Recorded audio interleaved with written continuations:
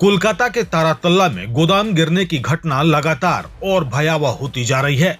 बचाव कार्य के दौरान मलबे से और शव निकाले जाने के बाद मृतकों की संख्या बढ़कर 8 हो गई है। अब तक 31 लोगों को मलबे से बाहर निकाला जा चुका है, जबकि आशंका है कि अभी भी 10 से 12 मजदूर फंसे हो सकते हैं। राहत और बचाव अभियान लगातार जारी है। वहीं इस हादसे को लेकर राजनीतिक और प्रशासनिक स्तर पर भी हलचल तेज हो गई है।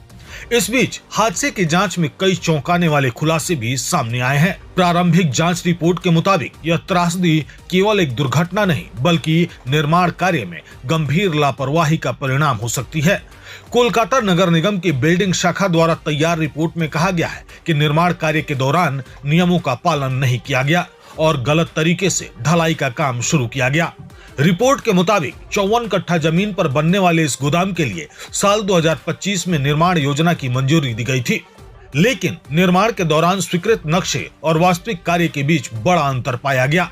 नियमों के मुताबिक किसी भी बहुमंजिला संरचना की ढलाई का कार्य निचली मंजिल से शुरू किया जाता है ताकि पूरा ढांचा मजबूत आधार पर खड़ा हो सके, लेकिन यहाँ तीसरी मंजिल से ढलाई का काम शुरू किया गया। कमजोर नींव और ऊपर से डाले गए भारी भार को संरचना सहन नहीं कर पाई, जिसके चलते पूरा ढांचा भरभरा कर गिर गया। जांच में अभी सामने आया है कि निर्माण कार्य में निम्न गुणवत्ता के सामान का उपयोग किया गया था। अधिकारियों का मानना है कि घटिया निर्माण सामान और तकनीकी मानकों की अनदेखी ने हादसे की गंभीरता को और बढ़ा दिया। इसके अलावा जिस क्षेत्र के लिए निर्माण की अनुमति दी गई थी, उससे अधिक जमीन पर भी निर्माण कार्य चल रहा था। रिपोर्ट में कहा गया है कि लगभग 43 कट्ठा जमीन पर निर्माण की मंजूरी थी, लेकिन अतिरिक्त लगभग 5 कट्ठा जमीन पर भी अवैध रूप से ढांचा खड़ा किया जा रहा था। हादसे के बाद पुलिस ने तेजी से कार्रवाई करते हुए गोदाम मालिक शंभुनाथ बेहरा समेत 5 लोगों को गिरफ्तार किया है।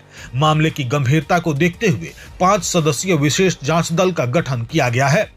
पुलिस ने भारतीय न्याय संहिता की विभिन्न धाराओं के तहत मामला दर्ज किया है, जिनमें गैर इरादतन हत्या के प्रयास और आपराधिक साजिश जैसी गंभीर धाराएं शामिल हैं। हालांकि रिपोर्ट में यह भी कहा गया है कि निर्माण योजना में कोई तकनीकी खामी नहीं थी और इसी कारण उसे मंजूरी दी गई थी, लेकिन निर्माण कार्य की निगरानी में भारी लापरवाही सामने आई है।